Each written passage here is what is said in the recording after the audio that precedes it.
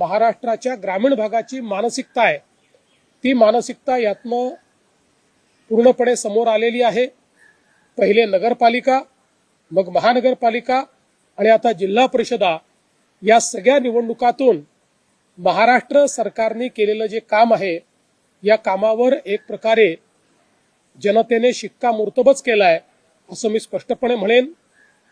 आमचे दोन्ही जे सहकारी पक्ष आहेत त्यांचंही मी अतिशय मनापासून अभिनंदन करतो आणि विशेषतः भारतीय जनता पक्षाचे आमचे अध्यक्ष रवींद्र चव्हाण साहेब यांचंही अभिनंदन करतो की त्यांच्या नेतृत्वात एक अतिशय उत्तम अशा प्रकारचा विजय भारतीय जनता पक्षाला मिळून आता तिसऱ्याही निवडणुकीमध्ये भारतीय जनता पार्टी हा नंबर 1चा पक्ष झालेला आहे।